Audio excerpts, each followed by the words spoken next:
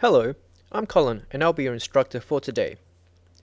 The purpose of this module is to motivate a very special function in mathematics known as the exponential function. Recall from the previous day that given the generic expression x to the power of n is called the index or power of x, and x is called the base.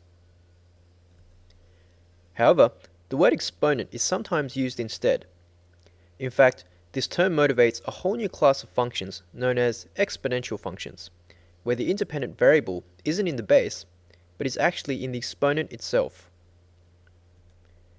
It turns out that these types of functions describe a wide variety of real-world phenomena, and such applications shall be explored in the follow-up module.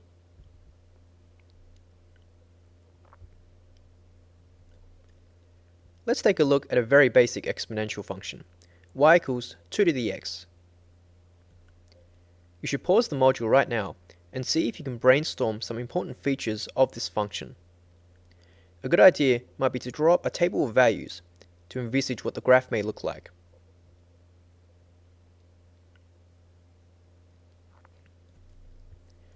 Alright, let's investigate 2 to the x by noting its main features. Firstly, observe that if you raise 2 to any power, you'll always get another positive number. For instance, 2 squared is 4, 2 cubed is 8, and so on. In fact, this trend holds for truly any number x, even those which are negative. For instance, 2 to the minus 3 is equal to 1 on 8.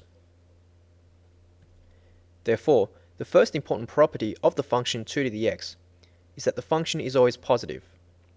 That is, the y values for the graph are always positive, and so the graph lies entirely above the x-axis.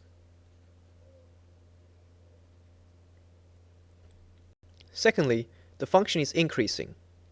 In other words, as x increases, so does y, and so the graph is going up higher and higher as x increases. A table of values is a good way to see this. Thirdly, notice that as x approaches negative infinity, y inches ever closer towards the x-axis.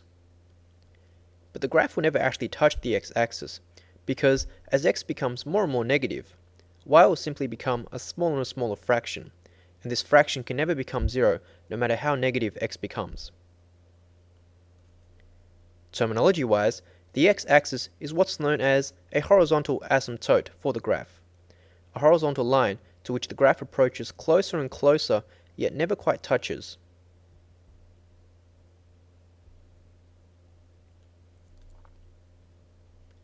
Fourthly, the graph isn't just increasing, as mentioned earlier on, it's increasing exponentially. Indeed, as you steadily increase x, the y values begin to increase more and more rapidly. For instance, when x is only 10, y is already a massive 2 to the 10, which is 1024.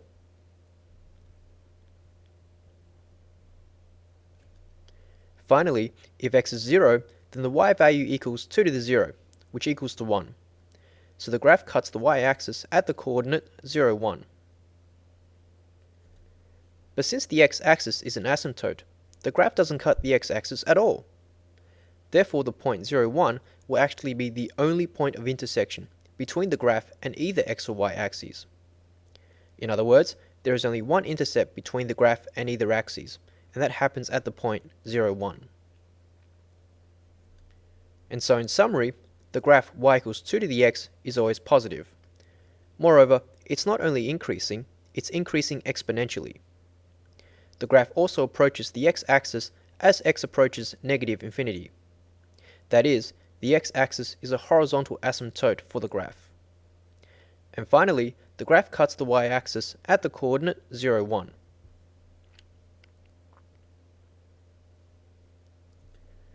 So putting all of this together, the graph looks like this.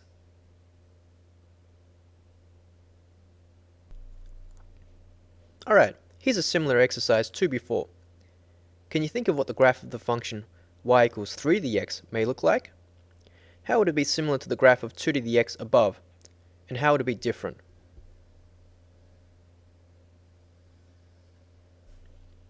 Well, perhaps surprisingly, it turns out that all the main properties described previously for y equals 2 to the x also holds for 3 to the x.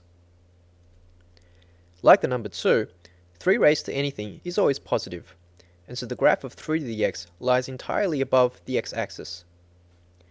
Just like 2 to the x, 3 to the x increases exponentially. And as with 2 to the x-axis is an asymptote for 3 to the x as well. Finally, because both 2 to the 0 and 3 to the 0 are equal to 1, both graphs cut the y-axis at the coordinate 0, 1.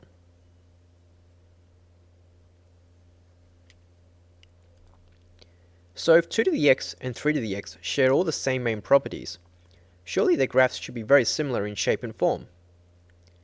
Yes, that's pretty much correct. The main difference between the graphs of the two functions is just their steepness.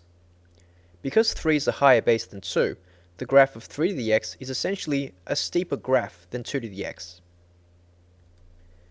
A table of values for both graphs shown together is the best way to illustrate this.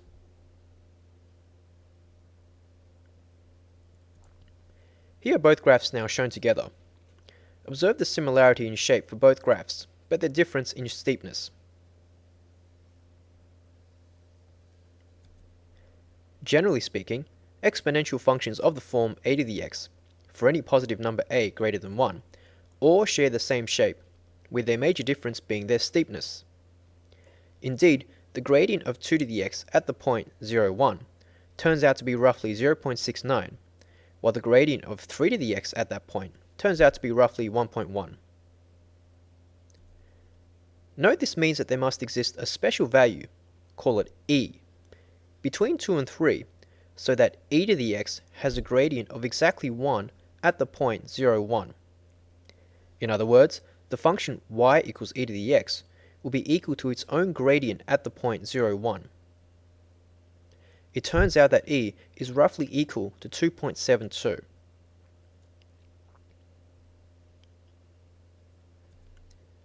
What makes the function e to the x truly remarkable is that it isn't just equal to its gradient at the point where x equals 0, but for all x values. In other words, the derivative of the function y equals e to the x is e to the x. This important and peculiar property makes the function y equals e to the x very significant in mathematics, and for that reason it is given the special name the exponential function. E is called Euler's constant and is equal to 2.7183, correct to 4 decimal places. E, just like the constant pi, is an irrational number in the sense that its decimals never terminate nor settle into a pattern of repetition.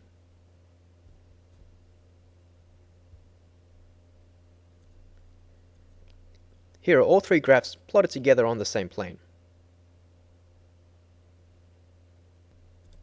Alright, here's a summary of what we've learned in this module. Be sure to join me in the follow-up module, where we'll investigate how the exponential function is used in practice to describe a wealth of real-world phenomena. See you there.